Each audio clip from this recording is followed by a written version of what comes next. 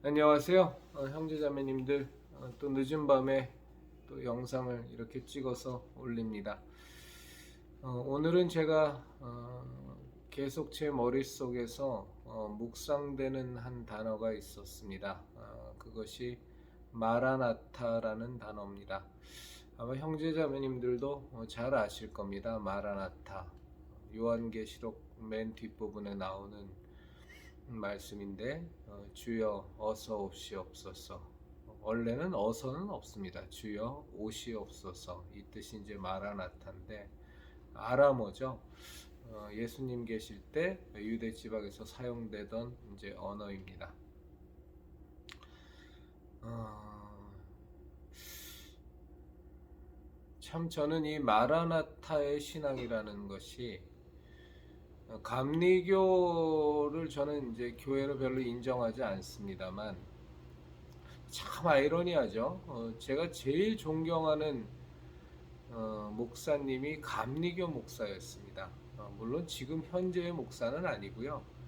1933년에 돌아가신 분이신데, 이제 저의 신앙에 가장 큰 영향을 미친 분이시죠. 그런데 참 그때와 비교해 보면, 그때에도 물론 그 목사님과 관련된 글들을 보면 엄청나게 많이 교회가 타락한 모습이 아주 많았죠. 아주 많았는데, 그래도 지금처럼 이렇게 막장은 아니었던 것 같습니다. 근데 그 감리교에서 예배를 드리면 그 꼭 마라나타 하면서 이렇게 서로 간에 인사를 나누는 그 모습이 있어요. 모르겠습니다. 그게 감리교 전체가 그러는 건지, 아니면 제가 아는 감리교회에서만 그렇게 인사를 하는지 모르겠는데, 그 마라나타의 뜻은 말씀드린 것처럼 주여 오시옵소서라는 뜻입니다. 저는 이 마라나타 신앙이라는 것이 얼마나 귀한가라는 것을 요즘 들어서 더 많이 생각하게 됩니다. 주여 오시옵소서, 주여 오시옵소서. 정말로 얼마나 귀한 고백인지 모르겠습니다. 우리가 다 성경을 보신 분들은 다 아는 그 예수님께서 제자들을 데리고, 우리가 그 변화산이라 그러지 않습니까? 예수님께서 예수님 하늘에서는 하나님의 말씀이 들리면서 도저히 그 말로는 형용할 수 없는 그 놀라운 광채의 빛이, 구름이 예수님을 뒤덮고, 또 그 가운데에서 그 예수님께서 모세와 엘리야와 함께 이렇게 대화를 하시는 그 장면, 하늘에서는 하나님의 음성이 들리죠. 이는 내 사랑하는 아들이요 내 기뻐하는 자니 너희는 저의 말을 들으라 하시는 그 하나님의 말씀이 울려 퍼지고, 이제 그 모습 가운데 거했던 베드로는 예수님께 말씀을 드리죠. 주님, 여기가 좋사오니 초막 셋을 지어서 하나는 주를 위하여, 하나는 모세를 위하여, 하나는 엘리야를 위하여 초막 셋을 지으면 어떻겠습니까?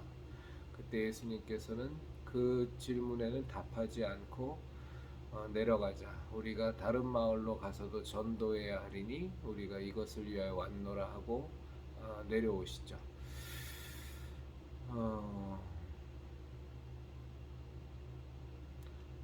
우리가 신앙생활을 하다 보면 그런 것 같아요. 그러니까 이제 성령님께서 우리에게 주시는 기쁨으로 가득 차는 이제 그런 때가 있지 않습니까? 그게 기도할 때에도 그렇기도 하고, 또 말씀을 읽을 때 그런 체험을 하기도 하고, 또 찬송을 할 때 그런 체험을 하기도 하는데, 이제 그런 체험을 하게 되면 너무 좋죠. 너무 좋고, 세상에 이런 기쁨이 없으니까 이제 너무 좋으니까, 정말 참 이 모습 이대로 계속 우리의 신앙이, 우리의 삶이 유지됐으면 좋겠다라는 마음이 이제 듭니다. 마음이 들고, 그 베드로의 고백처럼 여기가 좋사오니 초막셋을 지어서 이 좋은 곳에서 그냥 머물러 있었으면 하는 그런 바람들, 내가 지금 성령 하나님이 충만해져서 뭔가 큰 기쁨 가운데 있을 때, 큰 감격 가운데 있을 때 이제 그런 마음이 듭니다.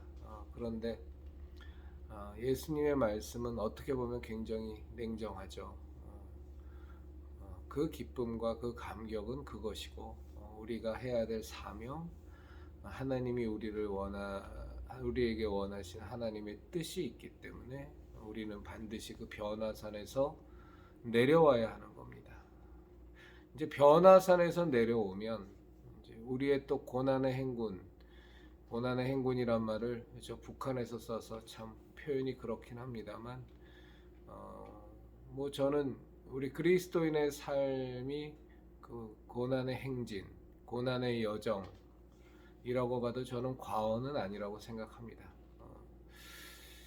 너무 좀 예수교 신앙을 좀 비관적으로 바라보는 것은 아니냐라는 비판도 받을 수 있는데, 저는 그렇지는 않다고 생각합니다. 예수님께서도 우리에게 분명히 말씀하신 것이 너희는 좁은 문으로 들어가라. 생명으로 인도하는 문은 좁고 협착해서 찾는 이가 적다라고 말씀하셨지 않습니까? 그리고 사망으로 인도하는 문은 넓고 편안해서 그 길을 찾는 이가 많다고. 분명히 우리가 예수님을 쫓아 사는 길은 항상 좁은 길이라고 저는 확신합니다.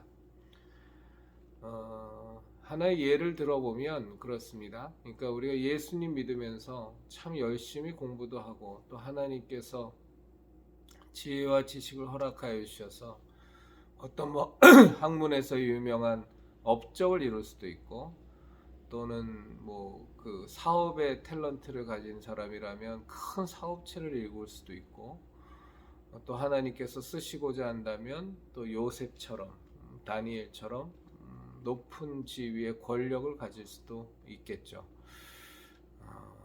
그런데 우리들 그리스도인들은 그런 높은 위치에 올라가건, 큰 사업체를 경영을 하건, 아니면 어떤 훌륭한 교수가 되건, 아니면 뭐 그 아예 목사의 길을 걷던, 아니면 뭐 저처럼 별 볼 일 없는 소상공인의 길을 걷던, 또 뭐 군인의 길을 걷던, 어떤 길을 걷던지 간에 우리 그리스도인들에게는 항상 좁은 길이 놓여져 있죠.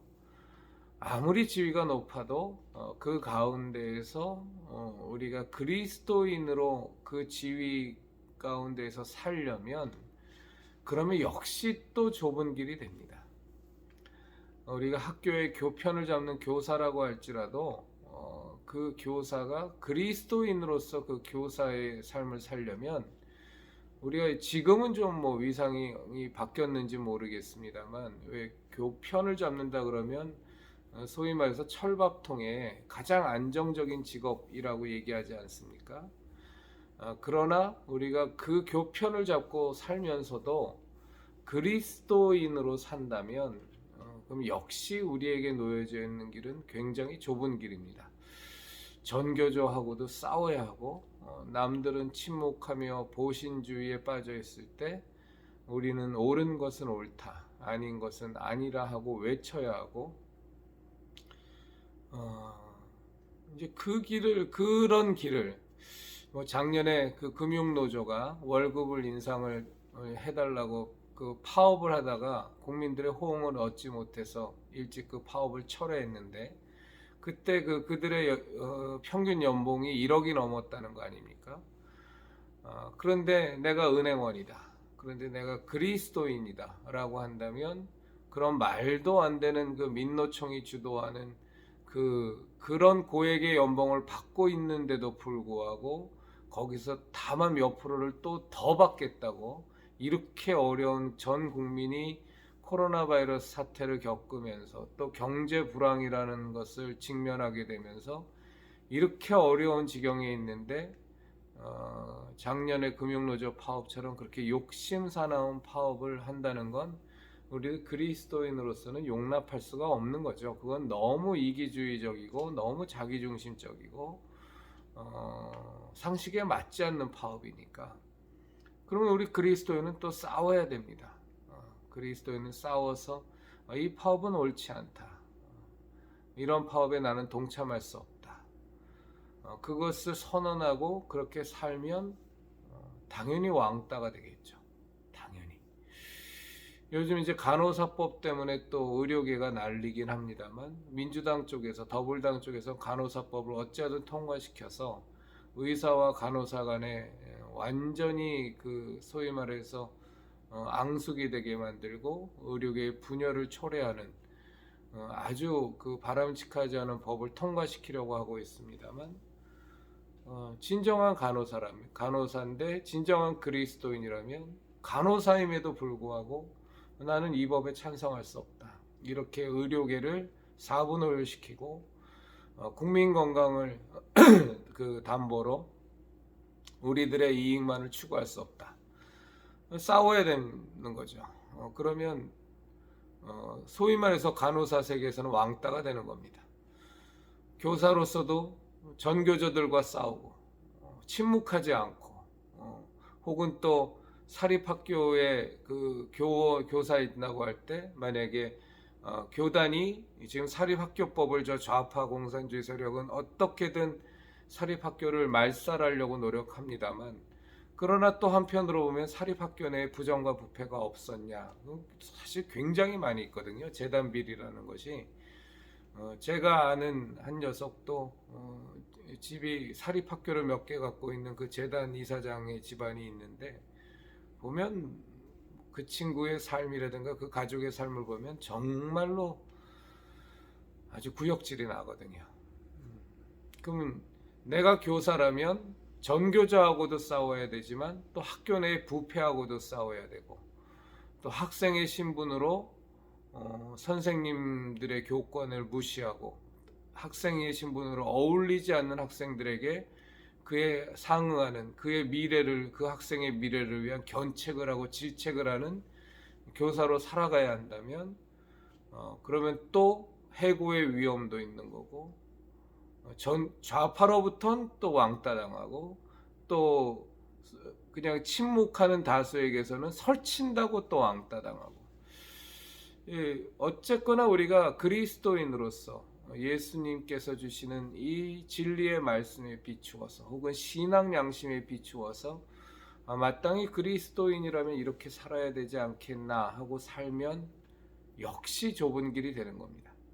남들이 보기에 갖고 있는 직업이 아무리 훌륭해 보이고 또 그 지위가 아무리 높다 손 치더라도 하나님께서 그를 들어서 사용하시려고 정말로 그를 높은 지위에 올렸다고 할지라도 거기서 그리스도인으로 살면 또 좁은 길이 되고 예수님 말씀하신 것처럼 정말로 나를 위하여 예수님을 위해서 생명을 잃는 자 그 길이 우리 이제 그리스도인의 길이기 때문에 어느 길을 가든 어떤 선택을 하든 어떤 상황에 놓이든 어떤 지위에 놓이든 우리 그리스도인들은 항상 어렵습니다. 다니엘은 총리까지 올라갔고 그럼에도 불구하고 다니엘을 예루살렘을 향하여 3번씩 하나님께 기도 시간을 하던 그 다니엘을 잡아 죽이려고 얼마나 많은 대적들이 모함하고 협잡하고 그랬습니까? 만약에 다니엘이 그렇게 살지 않고 세상과 타협하고 악과 타협하고 죄인의 길에 서고 오만한 자의 자리에 앉았다면 그런 위협을 당하지 않을 수 있었겠죠. 그러나 그런 다니엘이었다면 하나님께로부터 버림을 당했을 겁니다. 어쨌거나 우리들 그리스도인들은 그리스도인으로 살려고 하면 이 공중권세자분자 마귀가 지배하는 이 세상에서는 항상 걸어야 되는 길이 좁은 길입니다. 연예인이 되서도 마찬가지죠. 우리가 연예인들 보면 그들이 지명도가 있고 유명세가 있으니까 뭐 이런저런 간증을 연예인들을 교회에 강단에 세워서 간증 집회하면서 뭐 전도 목적으로 뭐 이렇게 저렇게 세우기도 하고 또 크리스찬 잡지에서 인터뷰하는 것들도 많이 나오는데 그런데 사실 그 연예인이라고 그렇게 간증하고 그렇게 했던 사람들의 삶의 면면을 보면 사실은 정말로 실망스럽죠, 그렇죠? 과연 저 사람이 크리스찬이 맞나? 그리고 저런 사람이 그런 간증을 하는 것이 맞았나?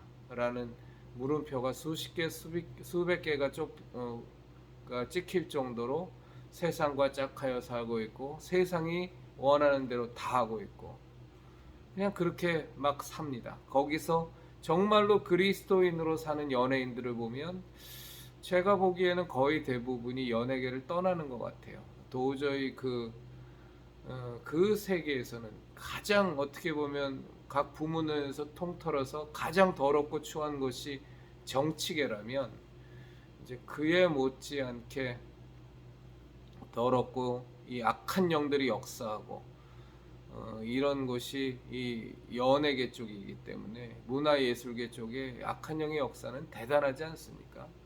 거기서 올바른 그리스도인으로 진정한 그리스도인으로 살려고 하는 것은 얼마나 어렵겠어요? 남들이 뭐 다 하는 소위 말해서 드라마를 시작할 때라든가 혹은 영화를 시작할 때 당연히 드리는 고사도 드릴 수 없고 그들이 즐겨 나누는 그리고 요즘의 드라마 제가 드라마에 대해서도 한번 좀그 전반적으로 한번 좀 말씀을 드리겠습니다만 요즘의 드라마들 보면 다 이 좌파적인 색채라든가 혹은 무속 신앙을 다루거나 뭐 전생 내생 뭐 이런 거는 그냥 아주 그냥 손쉽게 나오는 말이고 그리고 이 개신교 우리 예수교 신앙에 대해서 얼마나 많이 폄하하고 요즘 목사들 타락한 목사들 많으니까 타락한 목사를 예를 들면서 타락한 교회를 예를 들면서 얼마나 이 예수교 신앙을 공격합니까? 그러면서도 불교에 대해선 또 가톨릭에 대해선 굉장히 선의로 포장하는 그런 내용들이 많잖아요. 그런 모습들과도 또 진정한 그리스도인이라면 또 싸워야 됩니다. 그러니 이 세상과 함께 더불어서 세상과 함께 이렇게 세상의 풍속대로 세상의 풍조대로 돌아가는 이 세상과는 항상 우리 그리스도인들은 맞서게 되고 따르지 않게 되고 다른 소리를 내게 되고 거짓이 판치는 데서 진리를 외쳐야 되고 비겁함과 용렬함과 동조와 방관이 있는 데서 굳건하게 단독자로 진리를 외치고 옳음을 주장하는 이런 길을 걸어야 하니 항상 그리스도인들은 외롭고 지치고 어렵고 그런 좁은 길을 살게 되는 것 같습니다. 이런 좁은 길을 살 때 나오는 그래서 세상으로부터 조롱을 받고 모욕을 받고 내 지위가 어떠하든 거기서 그리스도인으로 살려면 또 다른 대적들이 마귀에게 사단에게 속한 대적들이 무수히 공격이 들어오니까 그럼 또 좁은 길이 되거든요. 이제 그런 상황에서도 타협하지 않고 시편에 나온 것처럼 제가 참 좋아하는 말입니다만 악인의 꾀를 쫓지 않고 죄인의 길에 서지 않고 오만한 자의 자리에 앉지 않는 그 삶을 살다 보면 그냥 아무리 많은 권력을 쥐고 있어도 어마어마하게 좁고 협착한 길이 되어버리는 겁니다. 그런데 중요한 것은 그런 길을 걸을 때 우리의 마음속에서 진정한 하나님께 드리는 고백이 마라나타라는 고백입니다. 마라나타. 주여 오시옵소서. 저는 뭐 워낙에 부족한 사람이고 과거에 뭐 제가 걸었던 죄악된 길은 말할 것도 없고 지금도 뭐 부족하기 짝이 없고 지금도 저희 죄악된 모습이 많고 아마 앞으로도 그럴 겁니다. 그건 뭐 제가 이 육신을 벗을 때까지 어쩔 수 없는 저 자신의 한계고 부족함인 것 같습니다. 그저 하루하루 예수님의 십자가 대속에 은혜에 힘입어서 참 말도 안 되는 자에게 일방적으로 베푸시는 하나님의 그 사랑에 힘입어서 하루하루를 살아내고 견뎌내 가지만 그럼에도 불구하고 이런 부족한 저 자신임에도 불구하고 과연 내가 지금 이 땅에서 살아가는 크리스찬으로서 그리스도인으로서 살아가는 이 삶을 이거 뭐 말도 안 되는 전제입니다. 이 삶을 나에게 다시 한번 살아봐라 라고 얘기한다면 저는 뭐 결코 그렇게 하고 싶은 마음은 없습니다. 그 이유는 명확한데요.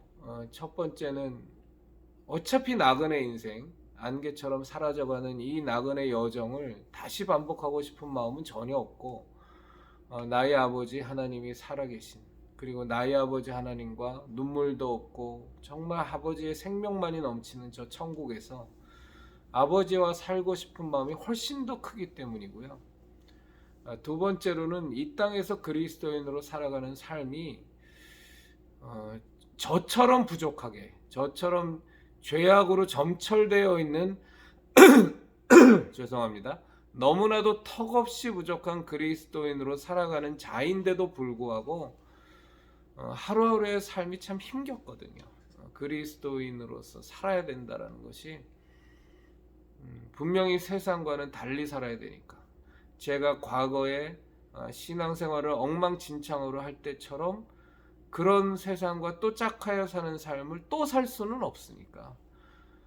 제 나이가 이제 56인데 이제 뭐 요즘 하도도 오래 살아서 문제긴 합니다만 이제 남은 인생만큼 이 남은 인생은 그래도 좀 그리스도인답게 너무 많이 후회가 되지 않게 좀 살아야 되지 않겠어요? 근데 그 삶이 저한테 녹록치 않거든요. 예, 녹록치 않습니다. 그래서 저는 한 번 더 살래? 젊은 시절로 돌이켜주면 한 번 더 살래? 절대 그런 마음 없습니다. 저는 지금 사는 이 생에서 남은 인생 어찌하든지 이 부족한 자가 하나님 은혜 속에서 하나님의 사랑 속에서 할 수 있는 대로 하나님 일에 동역하고 하나님 뜻대로 살아갈 수 있을 만큼 몸부림치며 살아가다가 빨리 떠났으면 좋겠거든요. 그리고 하늘나라 우리 아버지 나라에서 하나님 품 안에서 하나님의 생명 안에서 영원한 기쁨 속에서 살아가고 싶은 마음이 제 솔직한 마음입니다. 그래서 제 마음속에 참 감사한 건, 하나님께 감사한 건 마라나타의 신앙은 제게 분명히 있어요. 아, 주님 빨리 오셨으면 좋겠다. 이렇게. 그래서 제게 생긴 습관 중에 하나가 하늘을 이렇게 자꾸 바라보는 거거든요. 예수님 말씀하시기를 승천하실 때, 승천하시고 나서 그 천사들이 하늘을 바라보고 있으니까 너희는 어찌하여 하늘을 바라보고 있냐고, 하늘로 올리워져 가신 그 예수님께서는 너희가 본 그대로 다시 오신다고 천사가 말했던 것처럼. 그래서 이제 저는 막 하늘에 이렇게 바라보면서 언제 예수님 오실래나, 빨리 오셨으면 좋겠다. 물론 그때 제 마음속에 한편으로는 그래도 좀 제가 주님 일 좀 열심히 하고 하나님께 좀 덜 부끄럽게 이렇게 살고 나서 오셨으면 좋겠다라는 그런 마음이 안 드는 건 아니지만, 이제 그것보다는 사실은 하루하루를 그리스도인으로 살아가는 이 힘겨운 삶이 에서 빨리 좀 끝내고 싶은, 우리 아버지 나라로 빨리 가고 싶은 마음이 전 더 커서 제 습관 중에 하나가 자꾸 하늘 바라보는 겁니다. 요즘은 거의 불리워지지 않는데 아주 옛날에 단조곡이죠. 소위 말해서 고대가라는 것이 있었습니다. 찬송가에 보시면 있습니다. 고대가가 제목은 아닙니다. 제가 잘 부를 수 있을지 모르지 이런 찬송가거든요. 뭐 낮에나 밤에나 뭐 눈물 머금고 내 주님 오시기를 고대합니다. 이 가사가 맞는지 모르겠는데 하여간 과거에는 굉장히 많이 불렀던 노래입니다. 그럼 왜 과거에 이 고대가가 그렇게 많이 애창됐냐 그러면, 저희 대한민국 못 살았었잖아요. 1970년대까지만 해도, 그 초반까지만 해도 전 세계에서 최빈국에 속하던 나라니까. 정말로 굶어 죽는 사람들 주변에 많이 계셨잖아요. 이렇게 못 사는 나라고 정말 어려웠던 나라니까. 또 해방 이전에는 일제 치하에서 또 얼마나 힘들었습니까? 그러니까 그런 어려움과 역경 속에 사람이 처하면 빨리 정말 이 땅에서 이 힘든 삶 정리하고 하나님께로 가고 싶다라는 그런 고대하는 마음이 드는 거거든요. 연대 고대 그 고대가 아니라 고대하는 마음. 예수님이 빨리 오시기를 고대합니다라는 그 고백이 자연스럽게 나오는 건데, 이게 물질적으로 풍요로워지고 세상적으로 편안해져 버리면 이 점점 우리들 그리스도인들한테는 사실은 굉장한 위기가 오는 겁니다. 이 편안함이 좋사오니, 베드로의 고백처럼 주여 여기가 좋사오니 초막셋을 짓고 저 여기 안 떠날랍니다. 이러면 우리 신앙은 이제 망가져 가는 겁니다. 항상 빨리 하나님 나라로 가고 싶다.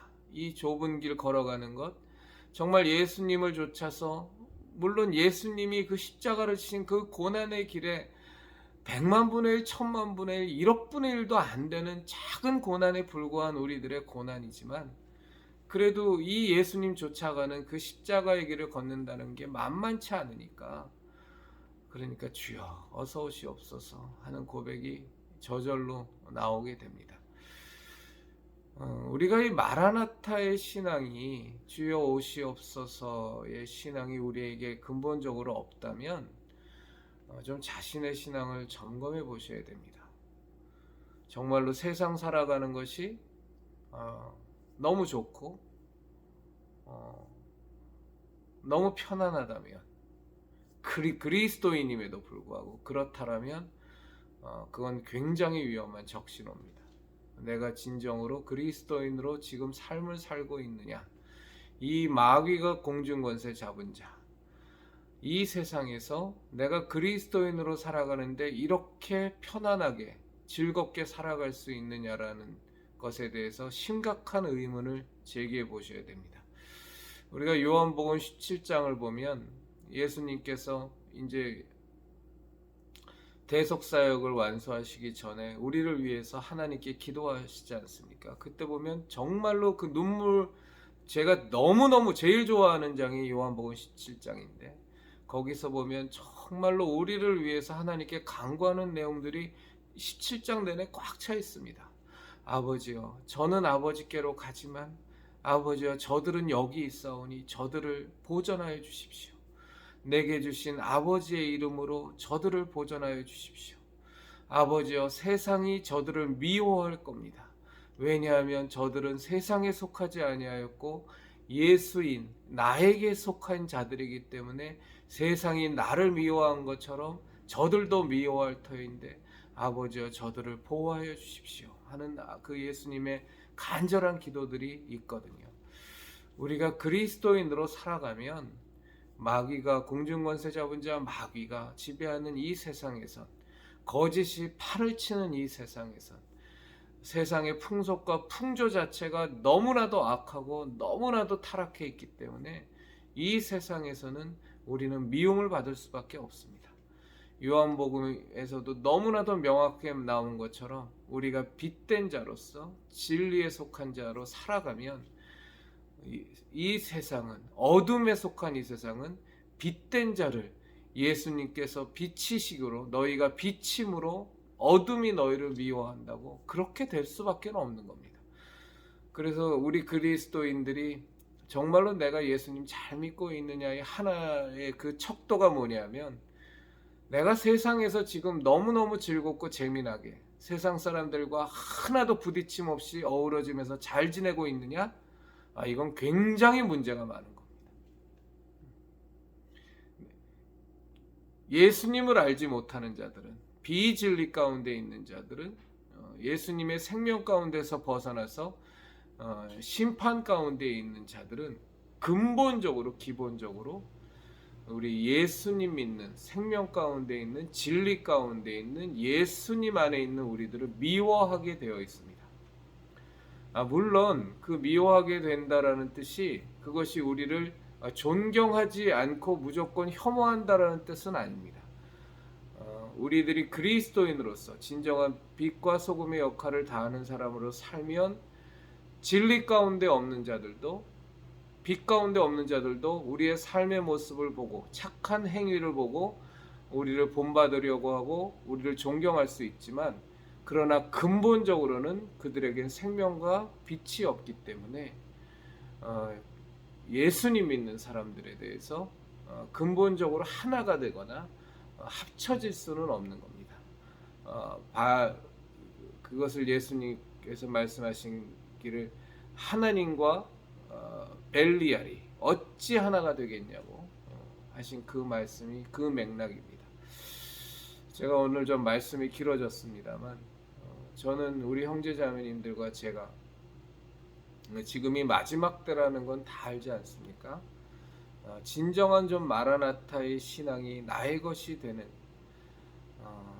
입으로만 주여 어서 옵시옵소서 하면서 거룩함을 흉내내는 것이 아니라 내가 그리스도인으로 살아가는 이 좁은 길을 걷는 삶이, 생명의 길을 걷는 삶이, 세상의 풍속과 풍조를 따르지 않는 삶이 실제적으로 피곤하고 지치고 힘들어서, 사도 바울의 삶, 우리가 감히 사도 바울의 삶과 저희들의 삶을 어떻게 비교할 수 있겠습니까만, 정말로 사도 바울의 삶이 얼마나 고단하고 피곤했습니까? 진리를 위하여 사는 삶, 예수님의 증인으로 사는 삶, 얼마나 사도 바울이 피곤했겠습니까? 그래서 사도 바울의 고백이 뭡니까?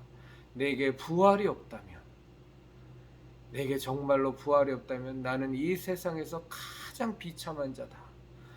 왜? 그가 사도 바울의 고백 그대로인 것처럼 내가 예수 그리스도 때문에 40의 하나 가만매를 몇 번을 맞았고, 강도의 위협을 당했고, 돌 맞음을 당한 적이 몇 번이었고, 옥에 갇히기를 얼마나 많이 했고, 그런 어마무지한 고난의 길을 걸었던 사도 바울의 삶을 감히 우리와 비교할 수는 없지만, 그러나 그리스도인으로서 산다라는 건 세상으로부터 어쨌거나 그런 대접을 받을 수밖에 없는 겁니다. 우리의 지위 고하를 막론하고, 우리가 갖고 있는 직업이 왜 귀천을 막론하고, 우리가 갖고 있는 재산의 다소를 막론하고, 그리스도인으로 산다면 그것은 항상 좁은 길이 되는 겁니다. 우리가 재벌이 된다고, 하나님께서 물질을 허락하여 주셔서 어마어마한 재벌이 된다고 할지라도, 역시 우리가 그 가운데서도 그리스도인으로 산다면 지독하게 좁은 길을 살 수밖에 없습니다. 세금 다 내야죠. 거짓말하면 안 되죠. 악한 짓거리 하면서 고객들 속여먹는 짓 하면 안 되죠. 오직 권모와 술수로 타인에게 아픔을 주는 행위들 하면 안 되죠. 그러면서도 사업을 영위해야 되죠. 악한 꾀를 쫓지 않고 죄인들과 결탁하지 않으면서 하나님의 방법으로 사업을 계속 영위해 간다는 게 얼마나 어렵겠습니까? 모든 법규를 다 준수해야죠. 뇌물 달라는 사람한테 뇌물 주면 안 되죠. 만만치가 않습니다. 어떤 길을 걸어도 그리스도인은 항상 좁은 길입니다. 그리고 그 좁은 길을 걷다 보면 우리가 자연스럽게 하나님께 드리는 고백은 주여 오시옵소서. 이 마라나타의 고백이 저와 우리 형제 자매님들에게 진정으로, 가식이 아니고요, 위선이 아니라 남들 앞에 뭔가 신앙심 깊어 보이려고 너스레 떠는 게 아니라 정말로 우리가 그 고백을 하는 그런 그리스도인으로서 살아갔으면 좋겠습니다. 마치겠습니다. 감사합니다.